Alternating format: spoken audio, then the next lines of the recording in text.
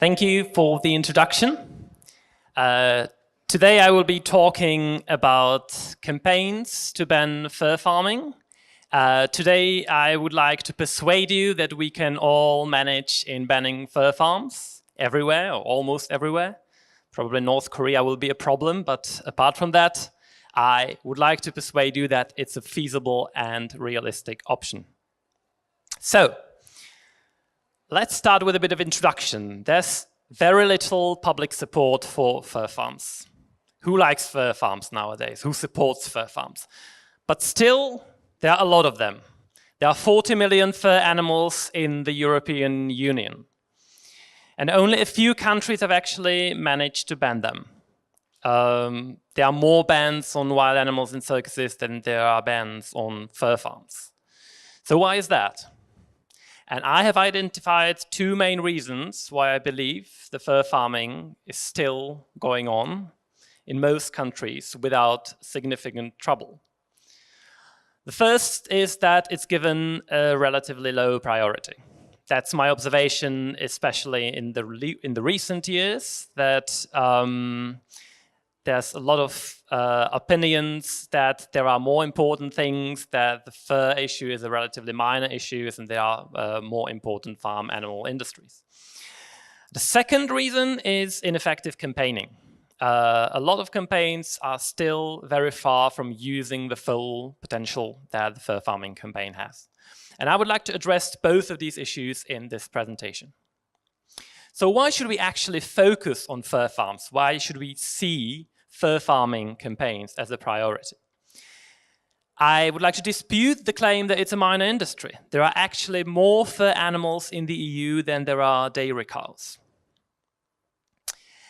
It's easier to campaign for fur animals than for other farm animals. Why is that? Fur animals are cute. It's not fair, but cute animals stand a much greater chance of winning a campaign.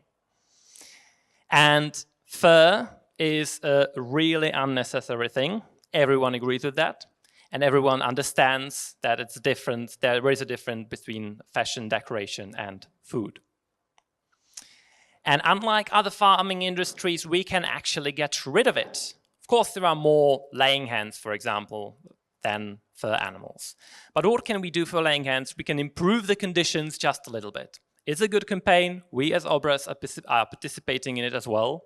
But with fur, you can actually realistically get rid of the whole industry in the foreseeable future. And that's a reason enough to focus on it and give it some priority. So I believe campaigning for a fur farm ban should be given greater priority than it currently has. So I want to tell you something about my personal story, why I'm actually talking about this. In 2013, some 5 years ago, I started to have serious considerations about a campaign for a fur farm ban. At the time, in the activist circle, there was widespread pessimism at that time. I heard things like, we've tried it all, but the politicians are not really interested. But I was at that time even more stubborn than I am now, and I didn't believe them. And I decided to found a new organization with a couple of great people, and we launched a new campaign in 2015. And it took only a year with a newly found organization with no employees at all, organization that just started from scratch. It took only a year that we had a quarter of the parliament signed under a fur farming prohibition bill that was submitted in March 2016.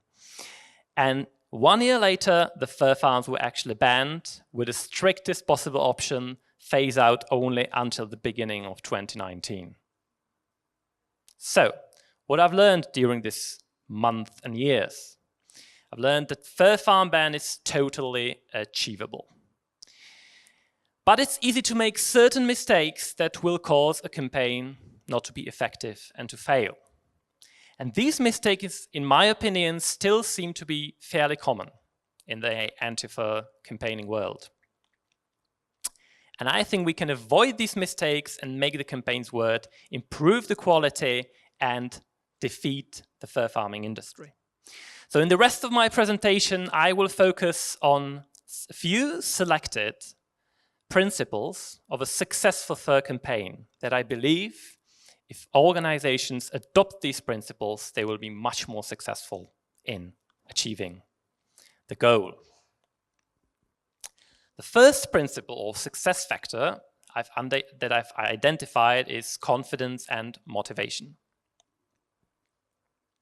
I will tell you a few killer quotes that I heard. These are real quotes that I've heard both here in the Czech Republic and abroad from people trying to do fur campaigns that predetermine your campaign to a failure. We'll try our best, but it's probably not going to work. Our politicians are too corrupt.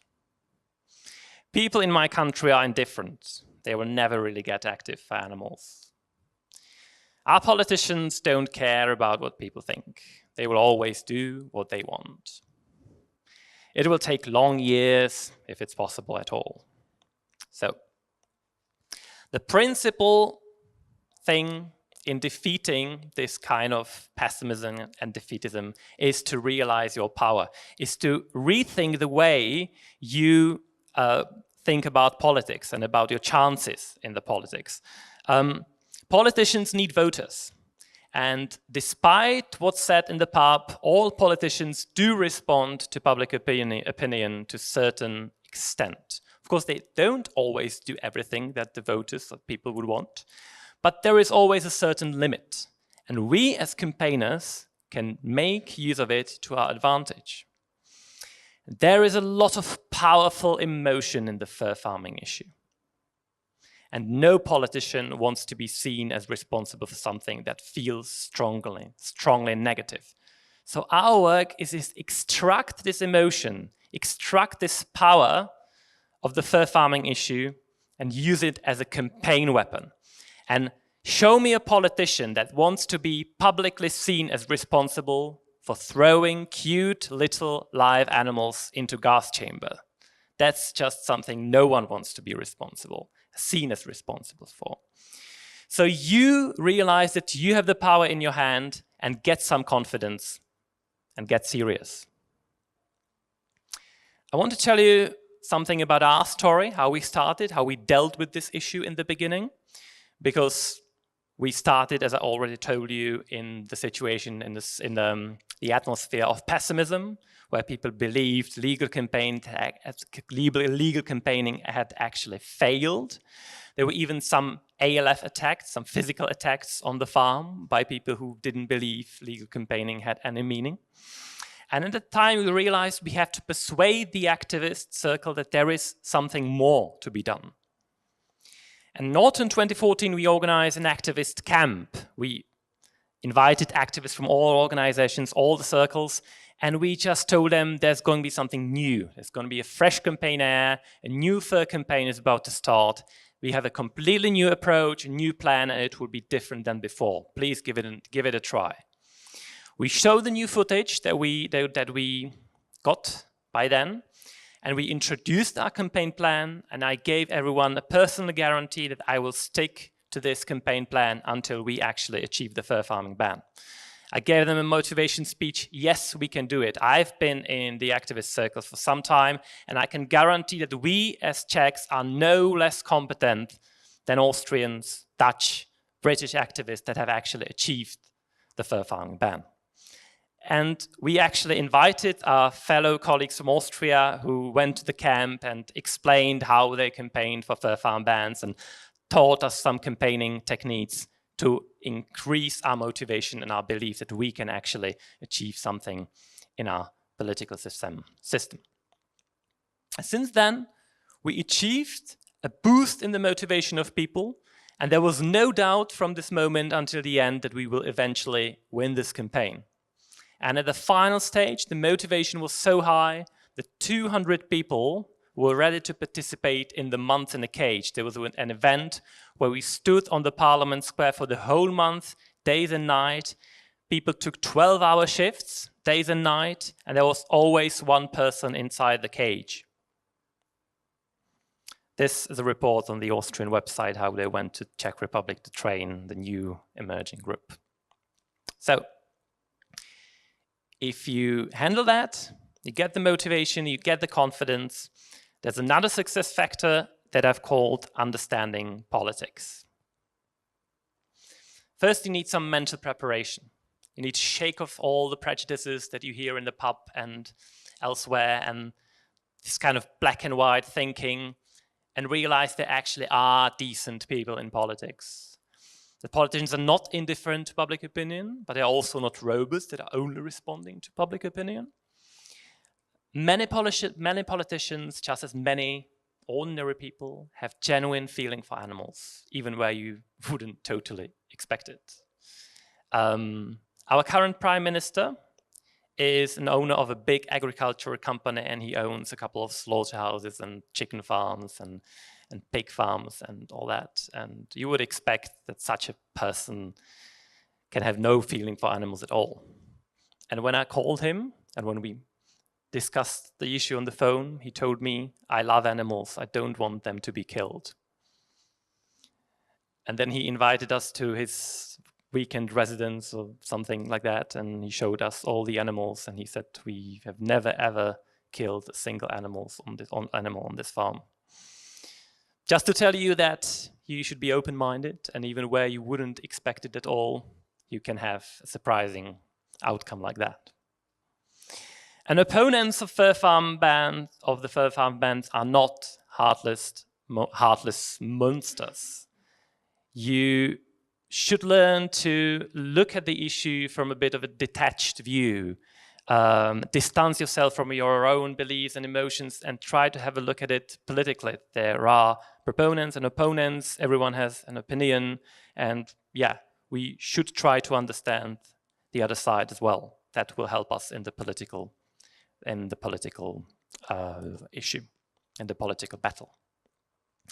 And learn about your political system, follow political news. Actually, I do have some problem with procrastination, and I follow the news all the time. I look at all the news servers, and I've done it for years. And I decided to convert this problem to opportunity, just as Gabriele said in the previous lecture. And I actually used this kind of habit a lot to my advantage when dealing with this political issue, understanding how politics works and so on.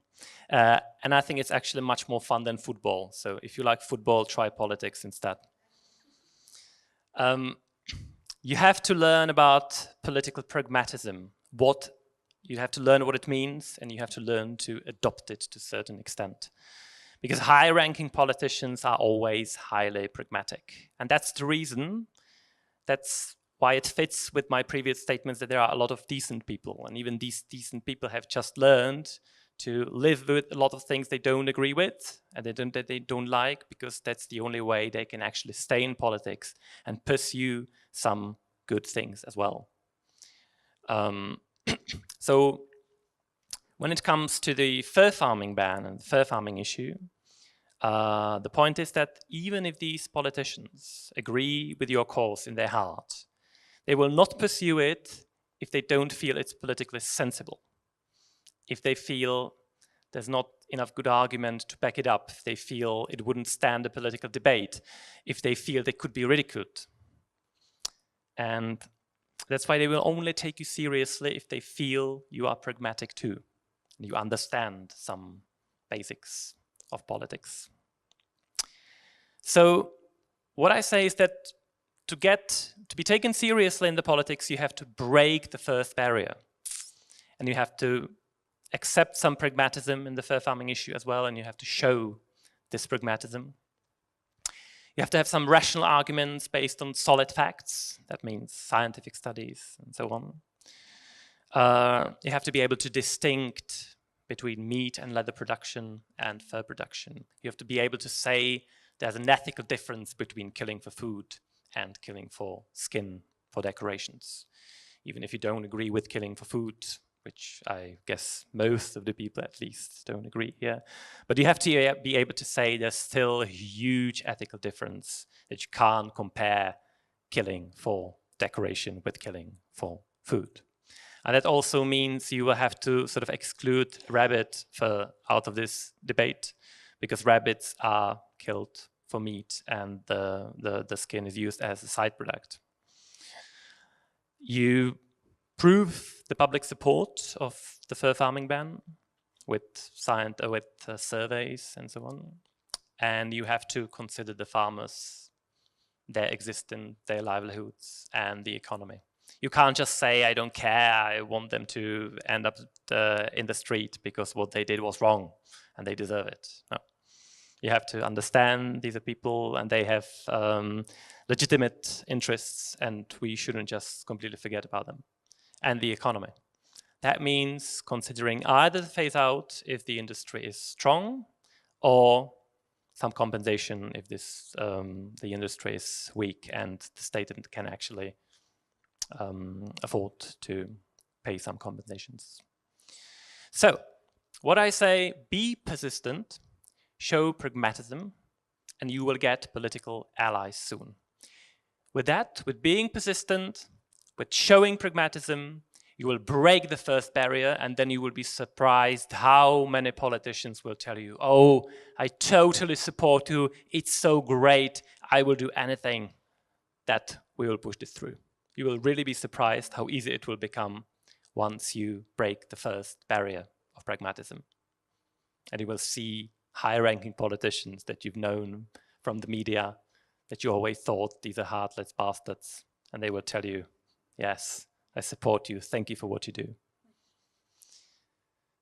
And after the issues taken by your political allies, the situation will soon crystallize with a minority of strong supporters that you got right after you broke the first barrier. Then you will have a minority of strong opponents, people who will passionately support the fur farmers. And then you will have an undecided majority. And that's where you will have to fight, where both sides will fight. And you will have to be stronger than the other side. You will have to do a lot of direct lobbying and lobbying through your allies and general publicity. I will say more on that later. And at some point, the hindrance may need to be publicly confronted. I will also say something about that later. So, again, a practical example from our own story. Before 2015, all the lobbying attempts by campaigners in the Czech Republic were not pragmatic and persistent enough. That's why the first barrier was not broken, and that's why the campaigners got the wrong impression that the politicians were not interested. In 2015 and 2016, we did actually manage to break the first barrier. It wasn't always easy. The two of the main supporters, the strongest supporters from politics to deputies, at first they were really worried that we might be some radicals, and they made some tests for us to show that we are not radical. One of them sent a friend of him from the sort of activist circles to come to me and talk to me and get to know if I'm reasonable or not. And the other one waited for 3 months and then said, yeah, I was really worried that you might be some sort of weird activist not understanding politics. And then he apologized that it took so long. So it's actually a real issue. It's a real worry by the politicians, and you need to make some effort to break this first barrier. But then we found strong political allies in most parties, and then we got these 50 MPs signing the bill. And in November 2016, the bill was passed in the first reading. But the opponent camp was strengthening. They got some support from Fur Europe, the European PR and lobbying organization. And we had a problem with one political party called ANO. And we confronted them by a public campaign. And they passed a resolution to support the ban unanimously. And in summer 2017, the parliament approved the bill in the strictest version. I will get to the details later. Just have a look what the time is. It should be quite fine. So, the third principle is what I call messaging and rhetoric. You have to understand the power of the message, the power potential of the message, and you have to spare some time to think your campaign message over. It's not enough to just say things that make sense. And there's still quite a lot of groups that make this mistake. They think up great public event and then they say, okay, who will speak to the media? Okay, I will, then say something and it will be fine. No, I say that fur farming is an emotional power bank, and you have to learn to use this power bank to its full potential, because that's your main weapon. You have to learn to speak in very simple terms. There is no room for academical accuracy in campaigning. You have to be able to simplify the message, simplify so it's understandable and powerful for the general public. And you have to learn to speak in this sort of scheme, problem, solution, action. Explain the problem in a simple, powerful way, offer a simple solution, and ask for an action. Oh, what have I done? Good. You also have to understand the need for the balance between rationality and emotion. That's what powerful campaigning needs, the right balance between rationality and emotion. Because both being too emotional and both being too focused on the rationality is detrimental. If you come to the politician and say, look at these poor animals, you want to save them, don't you? That's not going to work. But if you too much focus on the scientific side and you get into too much detail and you too accurate and facts-based, then people will stop listening. They will be bored. They won't be interested in more. They don't have that much time to try to understand all of that. That doesn't work. So you need to have a solid, rational basis for your campaign. Otherwise, you won't be taken seriously by the politicians. The politicians won't be willing to take the issue, and you can then easily be ridiculed in debates. So you have to have some solid, rational basis. But the facts on their own won't win a campaign. It's the emotion that will decide in the end, and you have to learn to work with it and play with it. So apply to a fur campaign. You need studies, you need scientific reports, you need experts' opinions to support the fur farm ban.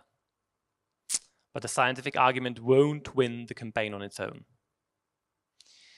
Why? Because of course the other side will also have a lot of scientific arguments. They will have their own studies, their own scientific reports, their own experts' opinions and so on.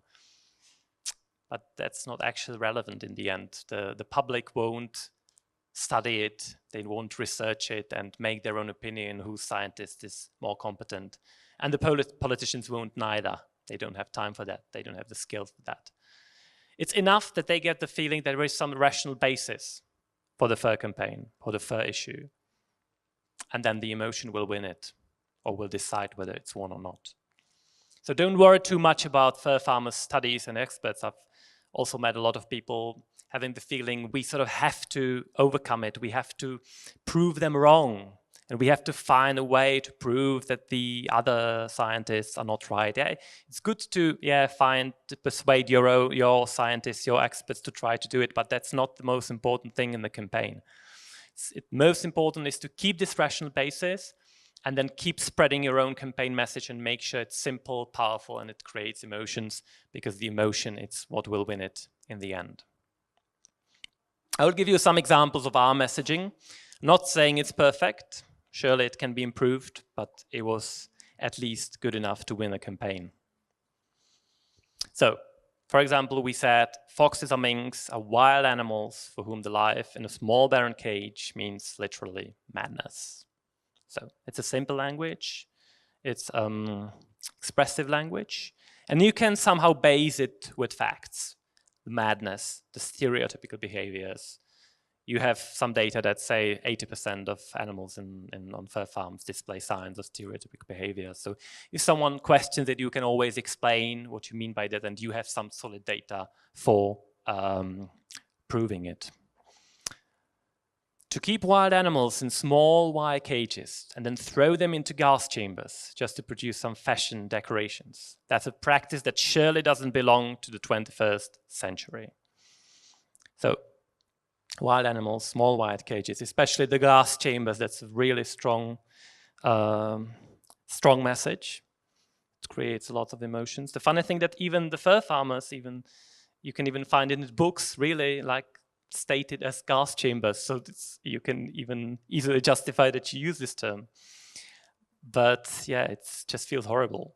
Just feels horrible. And yeah, and it's not rational at all because yeah, the killing by gas, especially if it's a carbon monoxide, it's actually not that such a horrifying that of course it's horrible in itself, but compared to other ways, it's not like the most painful death you can imagine that.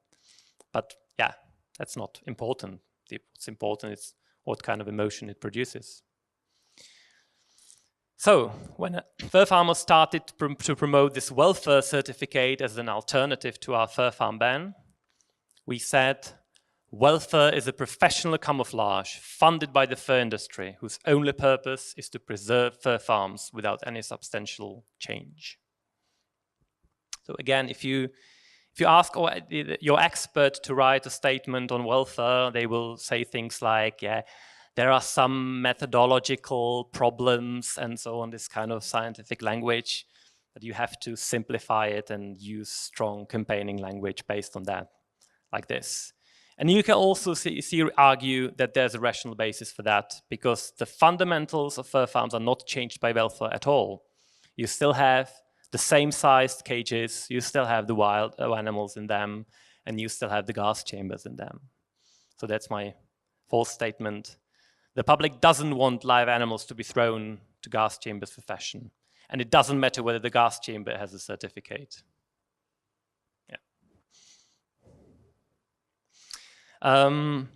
This is a statement that I used in a discussion with the Fur Europe representative when he questioned the accuracy of our studies and our scientists. And I deliberately chose, instead of trying to get to the scientific debate and pretending that I am a biologist and that I actually understand this scientific issue, I chose a different tactic. And I said, look, neither of us are biologists. But one doesn't have to be a biologist to recognize that if a fox jumps furiously from one cage wall to another for hours and hours, that a fox is not doing well. And it's not right to do that, to keep the fox like that, so that we can skin her one day for the sake of fashion. Easily understandable. And the fur farmers, or the PR experts of the fur farmers, will try to trap you, because they know we are mostly vegans, or at least like vegan friendly. And they keep saying there's no ethical difference between killing for food and killing for skin, because we don't need meat either. We don't need skin, we don't need fur, but we also don't need meat, so it's the same. That's sort of their arguments, and it's a very clever argument because it can sort of create fear in the public that we want to take the meat from them as well, and they're not prepared for that. So you have to learn to say, this is ridiculous. Everyone understands the huge ethical difference between killing for food and killing just for some fashion accessories. And I told this guy, I actually believe you understand it as well, in your true heart. So, we still have some time, so I will show you the video appeal that we used right before the final vote. It was an appeal for people to join the appeal to deputies. There was a website that encouraged people to write direct personal message to deputies. And I will just show it to you. It's not really that interesting. It's just me having a speech in front of a black screen, but I'm going to show it to you because of the messaging, which might be of interest to you. Přátelé, už 2 roky spolu s vámi bojuju za zákaz kožešinových farem.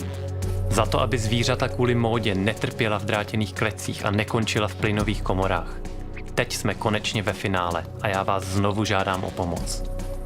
Na přelomu května a června budou poslanci hlasovat v rozhodujícím 3. čtení. Hlasování trvá přesně 20 sekund. 20 sekund, během kterých se rozhodne o životě a smrti desítek tisíc zvířat. Tohle nemůžeme nechat náhodě. To nejmenší, co můžete právě vy a právě teď udělat, je oslovit poslance a vyzvat je, aby podpořili zákaz kožešinových farem. Bez výjimek a bez kliček. Tohle hlasování je mimořádné a my to poslancům musíme dát najevo. Přidejte si ještě dnes na výzvaposlancům.cz a sdílejte. Bude to o chlup.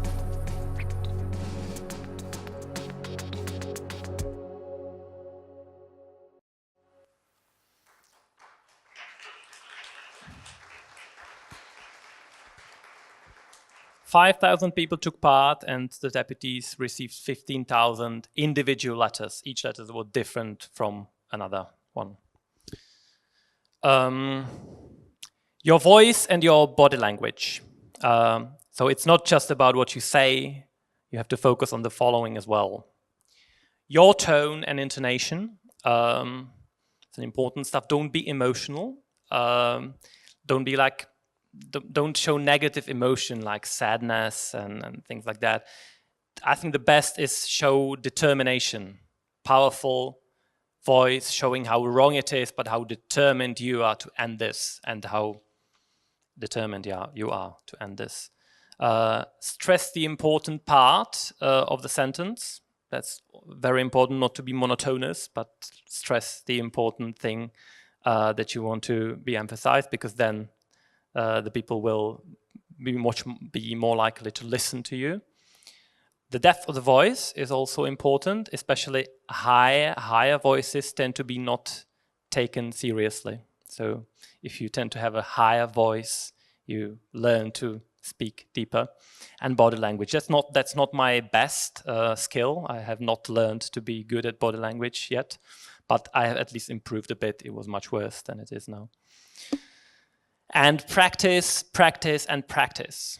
Do regular media and rhetorical trainings with role plays. That means invite a few activists, persuade someone to act as a journalist or as your opponent in a discussion, and train your spokesperson, film it on your video, then play it again and ask other activists and people for feedback. It's easy to do that.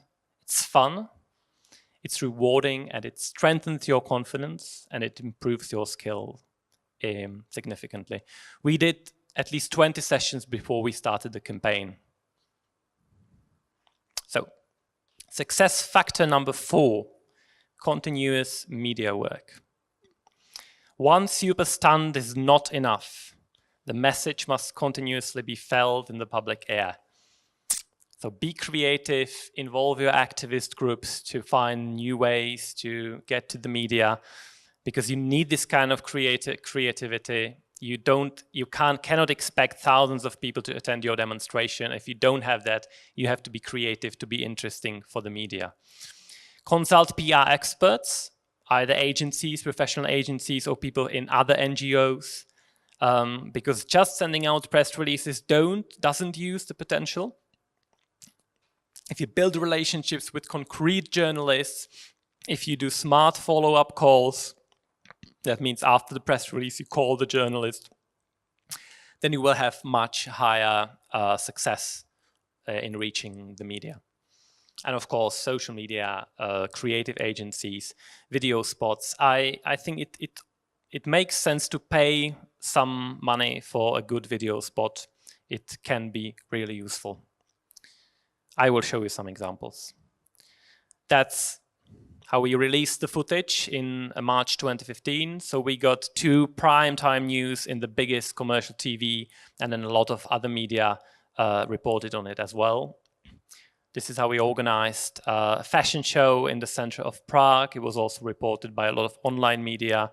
We spent 1 week in a cage in front of the Ministry of Agriculture. And we did this video for Christmas that I will show you.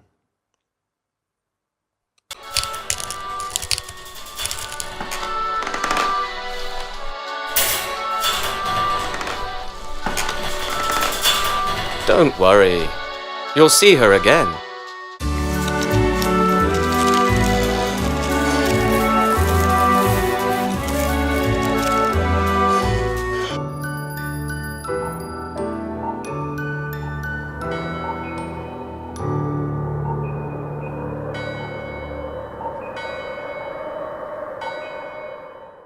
So,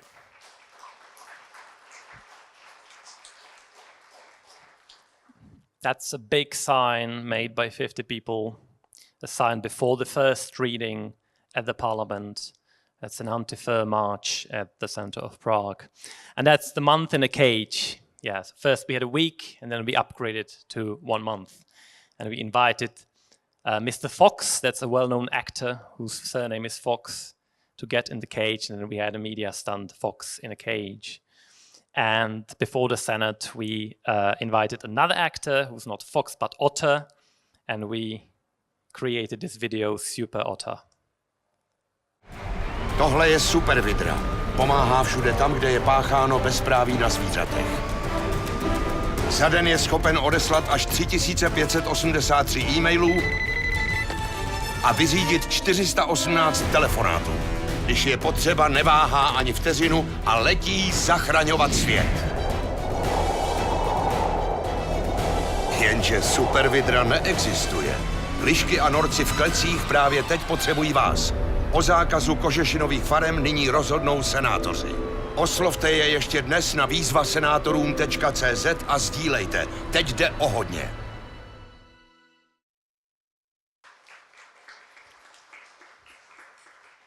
So some other examples, we had an open letter signed by 42 biologists, and we actually made sure these were real physical signatures. It was quite a challenge to get all 42 biologists from all across the country to sign under one letter, but we did manage it.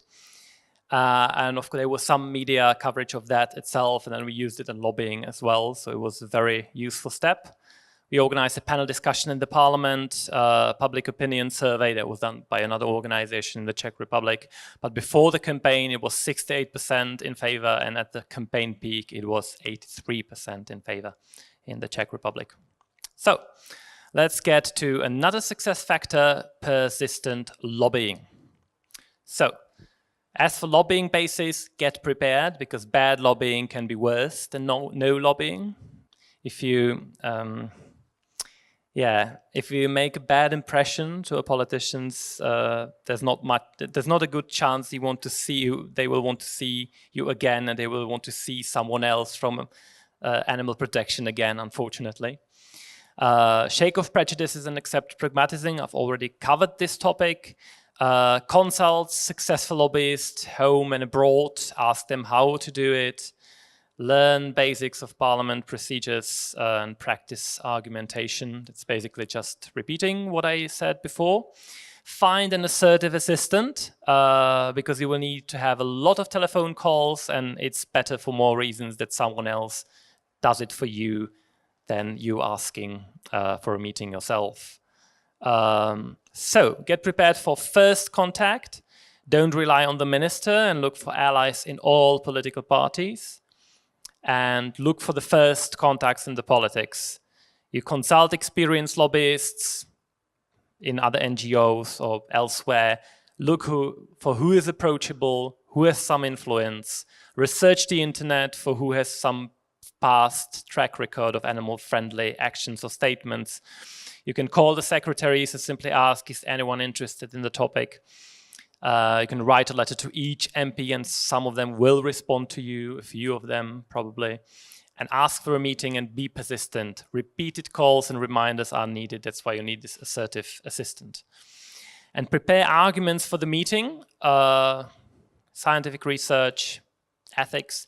Actually, this ethical question that we should respect animals, that we are in the 21st century, animal life has a value. And we have already agreed it's not justifiable to kill animals without a good cause. And is it a good cause to kill animals just for fashion? I was quite surprised how powerful it was for many politicians. And there were even people who said, yes, I'm a Christian, and that's why I agree with you. We were given this world to rule it, and it's not in accordance with good rule that we kill animals only for fashion. Yeah. Prepare polls and media coverage. The fact check on the situation abroad. Keep it short and simple. Make some summary handout for 1 or 2 pages. And that's an important point. Use only representative pictures. Avoid extremes. That's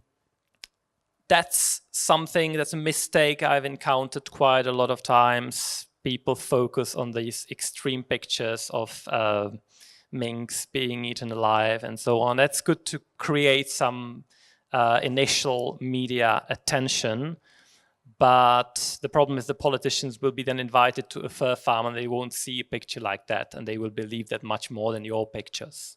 So that's why I pretty much recommend to focus on representative issue pictures that you can plausibly argue what the picture really looks like. So I will just quickly show you the 6 pictures I used to show to the politicians. This is the fur farm from a tree, and a lot of people spontaneously reacted that looks like a concentration camp. I wouldn't say that on my own, but some people say that on their own. Sorry, it's upside down, but that's how where I explain what these wild animals are like, what their needs are, and what a typical cage looks like. No one can object that this is not realistic.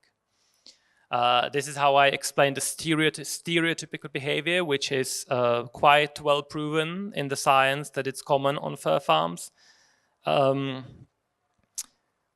That's something that raises a lot of emotions, but it's also quite arguably common that the small puppies, before they learn to walk on these cage floor, they get stuck there. And that's where I switch to the second argument about the ethics, that we should respect animals and their lives, and we shouldn't kill them without a justifiable reason. And I don't forget to say that this is a gas chambers where the minks are killed, and this is how foxes are killed with electricity. So, get ready for objections. It will just be done abroad and imported. I've been on a farm and it looks all very nice. Why not just improve the conditions? If we ban it, it will be done illegally. What will happen to all those poor farmers? We don't have time to discuss all these objections, but you can approach me later. We can discuss it together. You have to show some understanding for the opposing view, then you will be taken seriously. We will show the pragmatism needed to be taken seriously, and find out about the person you are meeting and dress up conservatively a bit better than I am now. So if you found some find allies, you consult them how to best proceed. We found the best way to find a group of MPs from different political parties, but there are different political traditions. The most important thing is to maintain the relationship with your allies in the parliament. You will need them for insider lobbying. You will need them so that they argue for you passionately and with good arguments on their club meetings, because that's where most of the decisions will be made before the actual vote. So let's get to the final point, and that's escalation and confrontation. So confrontation is the most powerful campaigning weapon, and just realizing it increases your confidence and motivation. But it has to be used only at the right time, at the right dose, and with the right target. So why is it so powerful? If you just shout, it's wrong, we want fur farming banned, and the politicians are determined not to vote for it, they won't feel threatened, they won't feel insecure because of that. That's like when you are attacked on a bus, and you start shouting, please help me, and there are 20 people and no one helps you, because no one feels personally responsible.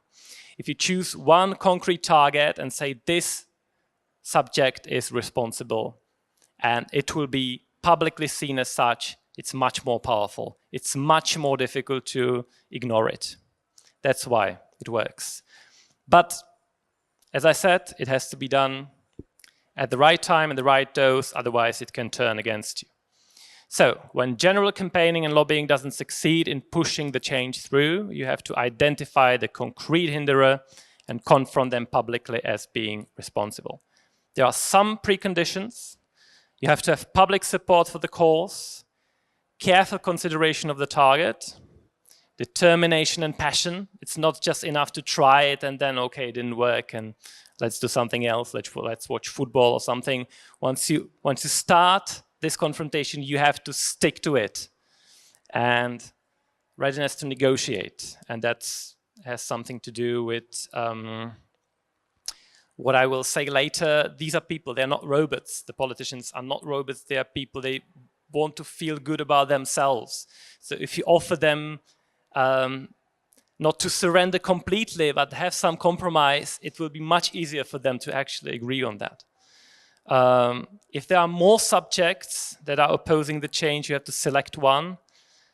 And there are criteria like whose U-turn would help the most, who has the strongest influence, who is more responsive to public opinion. These are all criteria to consider. So there are certain pitfalls of confrontation because, as I said, politicians are people and not robots. People don't like to feel threatened and blackmailed. And this feeling can actually make them stubborn and to just say, I will not surrender whatever happens because that's my pride. So be wary about this. Save confrontation as last resort and increase the pressure gradually. And I personally prefer to avoid threats, to avoid saying like threats or blackmail. Avoid saying like, if you don't do it, I will destroy you, or things like that. I much prefer like arguing, persuading, and if it doesn't work, then just launching the campaign and saying, sorry, I couldn't see another way. That's full. And be ready for some compromise. That's what I said. So, a bit about our story. We had a first reading in the parliament and it was clear that the ANO party was the greatest obstacle because they had only a few supporters and the most vocal and passionate opponents and little chance for the vote without their support. So we had a campaign plan, a public appeal on the ANO leader, Mr. Babiš. And I will have to be quicker because the time is running up a bit. But the most important thing is that we put up these posters overnight. It reads, will we just skin them? ANO deputies want to preserve fur farms, but Mr. Babiš, the party leader, can still change them. And look at the face of the puppy, like, would you like to skin them? And would you like to feel publicly responsible for wanting to skin this cute little puppy? And then we released a press release and a video spot, which I will show you. Poslanci budou rozhodovat o tom, zda má být nadále legální. Zavřít lišku do drátěné klece, pustit do ní elektrický proud a stáhnout ji z kůže. A to vše jenom kvůli módě. Už za pár týdnů bude sněmovna hlasovat o návrhu zakázat kožešinové farmy jednou provždy. Jenomže poslanci hnutí ANO chtějí tento návrh zablokovat. A tak se zdá, že zbytečné zabíjení bude pokračovat dál. Jeden člověk to však může změnit. Oslovte s námi přímo Andreje Babiše. Vyzvěme ho, aby pomohl svým poslancům pochopit, že kožešinové farmy v 21. století nemají co dělat.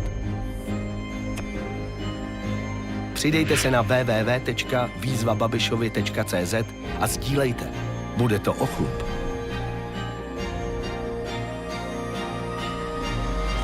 Ještě stále váháte? Podívejte se, jak to vypadá doopravdy.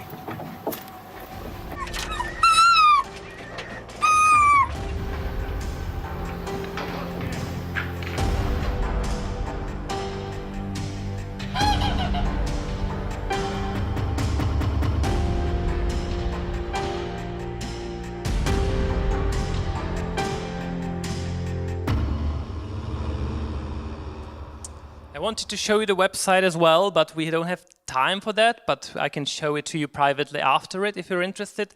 The point is, it wasn't just a stupid petition. It was a site that encouraged people to write direct personal messages to Mr. Babiš with some instructions. He received 5,000 personal messages on Facebook or by email, and actually, we were prepared to do much more. We had much more actions in our hands prepared, but it wasn't necessary because the very same day, Mr. Babiš called me, said he loves animals, don't want them to be killed, expressed support for the bill on his Facebook page, invited me to a personal meeting, and then a week later, he went to the club meeting, told everyone off, and suddenly the party agreed to unanimously support the fur farm ban. I wanted to show you another video that shows how the deputies of ANO spoke like 2 weeks apart, but again, we don't have time for that, unfortunately. But again, I can show it to you privately if you're interested. So, these are pictures from Austria. They did some even more funny things. We haven't done it yet. I just promised our activists we would do it one day, and they believed me, and that's why they joined the campaign. But maybe someday. Yes, blockades, tripods, and as well. So, that was pretty much it. Let me just do a short summary of all that. Key success factors for a campaign. Get some confidence and motivation. Stop defeatism, stop pessimism. If you can't do it, find another campaign leader.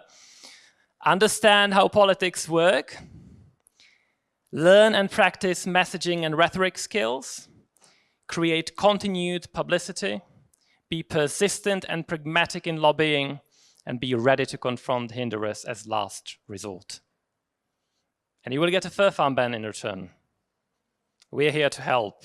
We will be here for the whole conference, and for some time we will be here, so we are ready to help you if you want to be serious about your fur farming campaign. Thank you.